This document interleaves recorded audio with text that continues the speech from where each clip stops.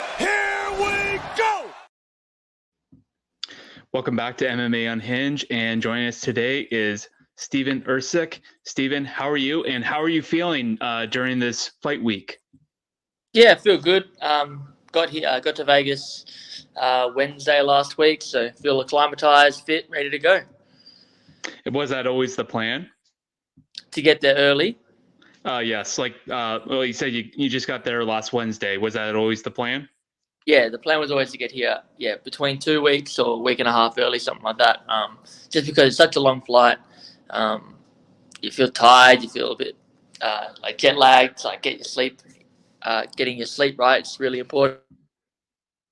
Oh, 100%. That's the last thing you want to deal with when you're during fight week and you're cutting weight. Completely understandable. Oh, Sorry. Yep. I was just going to say that's the last thing you want to do while cutting weight and going through fight week for sure. Yeah, exactly.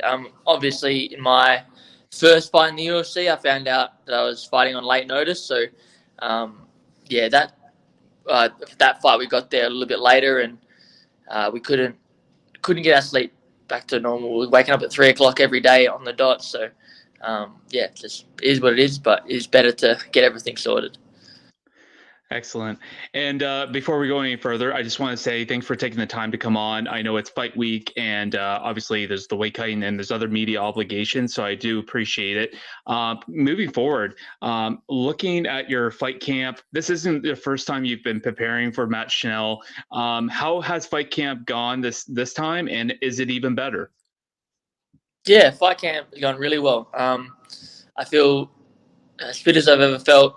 I feel sharp in all aspects of martial arts. So, yeah, I do feel better than last time. But honestly, every camp I feel better than the last camp. I just make different improvements, and yeah, I feel really good. Obviously, you were scheduled to fight Matt late last year. Obviously, the fight fell through. Did the UFC did they want this fight to go back together, or was this on your call?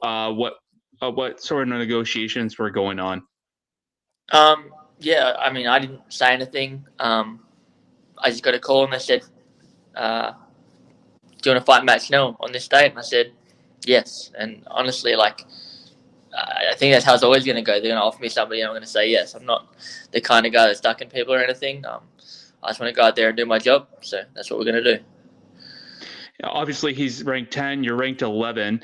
Or around there. Sorry, I might be wrong. He might be ranked 11. You might be 12. But obviously, he's below you in the rankings.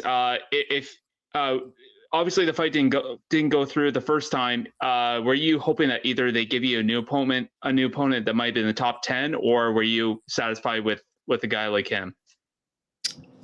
No, originally I wanted somebody else also inside the top 10, just because, yeah, he has.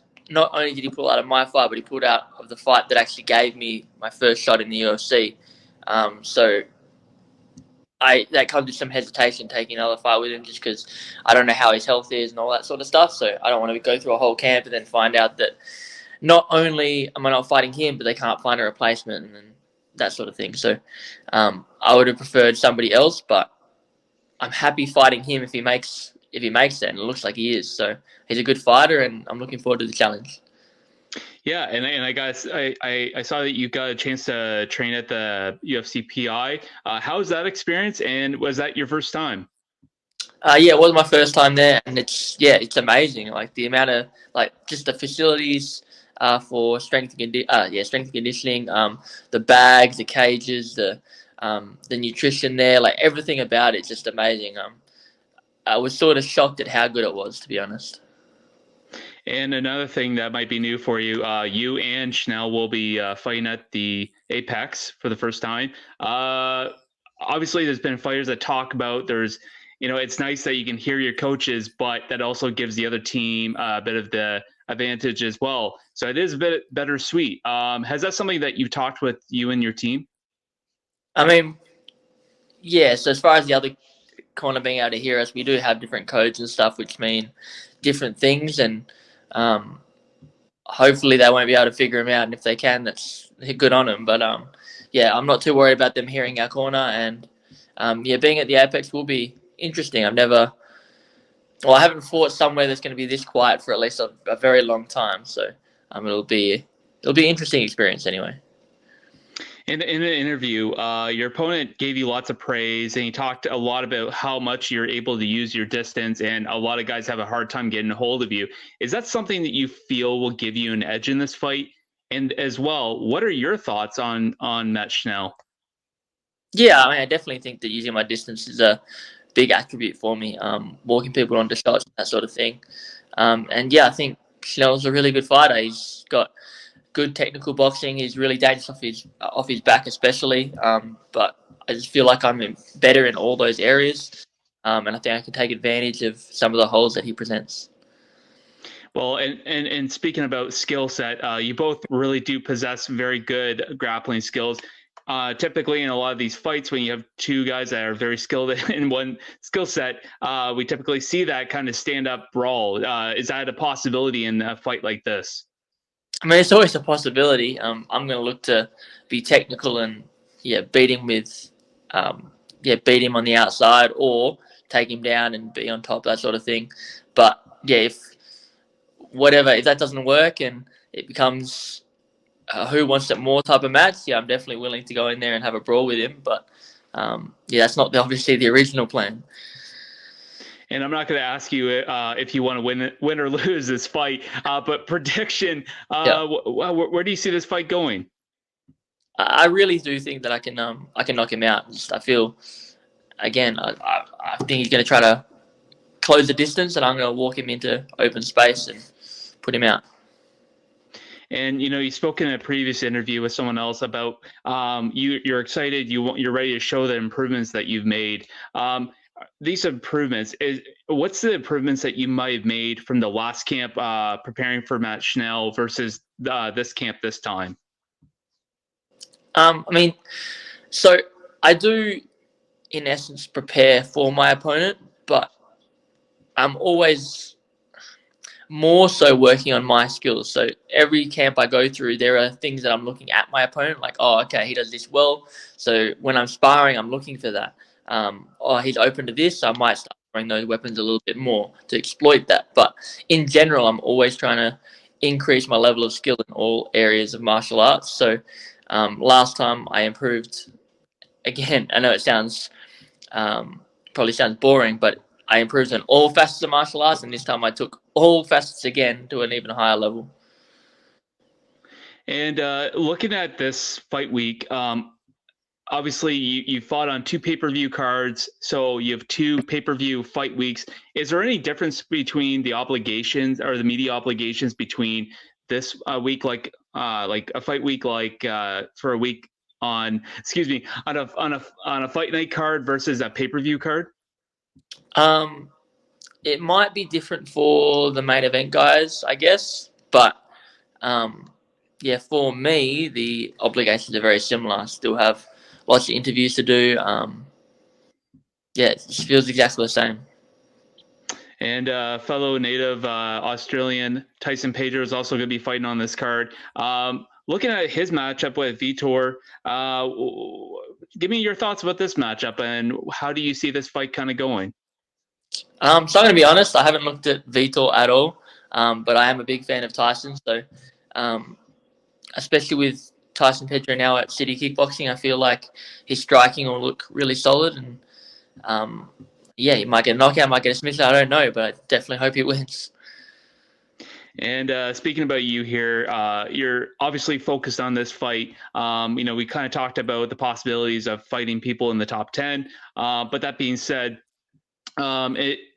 obviously you probably have your radar on some guys in the top 10. Is there anyone in particular that you kind of been looking at for future matchups and just kind of keep them in your radar?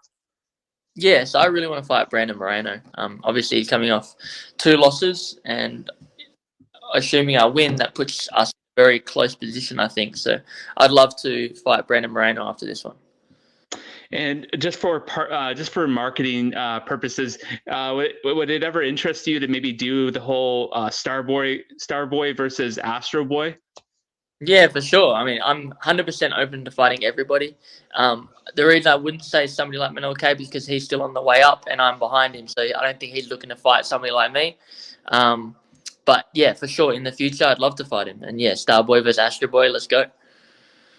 And your thoughts on this weekend's card. Did you get a chance to watch it? Yes, I did. I watched it. I thought the main event, especially Moreno, looked uncharacteristically bad, I guess. I'm not saying he looked bad, but comparative to the way he usually fights, he wasn't his best self. I don't know what that was, whether it was the distance, whether it was, yeah, I'm not sure. But he didn't look as good as I thought he did. Roval looked about the same I thought he usually does. And yeah, they were good fights. It was a good card to watch. Well, and you look at a guy like Brandon Moreno. Obviously, he's very skilled. He's high level. He's been at it with Divas and Figueiredo 3 or 4 times. Do you feel that maybe with a lot of those big fights and those long 5-round fights and wars that he's had with a guy that's got so much power, do you feel like maybe that has taken a little bit of longevity off of him? What are your thoughts on that? No, I don't think so. I mean, usually when you say taking longevity of somebody's careers, you see their chin start to fail a little bit. But his chin still looked phenomenal in his last fight. I've never seen it. I haven't seen him get knocked out. So I still think he got plenty of time.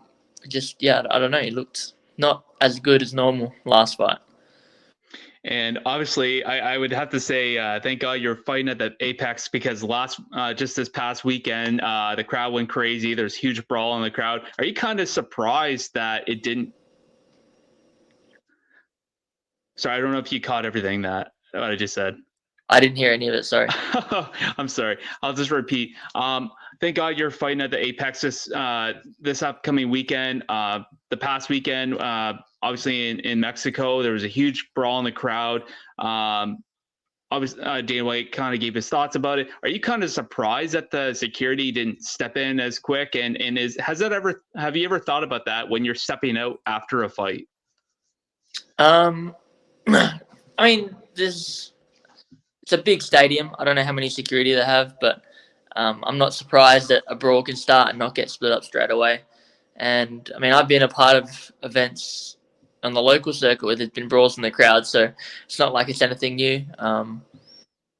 Ideally, they won't be with me, but if something happens, I mean, yeah, it is what it is. And I don't want to take too much more of your time. Do you have any plans for after the fight, or are you heading right back to Australia?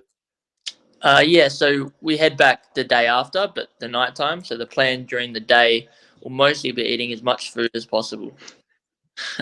Excellent. And do you have any food in plan of like any cheat meal in plan? Yeah, so my coach sent me a video of a Las Vegas donut shop that makes a donut with ice cream inside, and yeah, they do some stuff to it, and that looks absolutely delicious. So wherever that is, I'm going to find it and I'm going to eat it. Excellent. Well, Stephen, it's a pleasure having you on here. I don't want to take any more of your time. I know it's fight week, and I know you have weight to cut, and I know you have other obligations going on. So thank you again for taking your time, and we'd love to have you back on to talk about another fight. Cool, I appreciate it. Thank you very much for having me.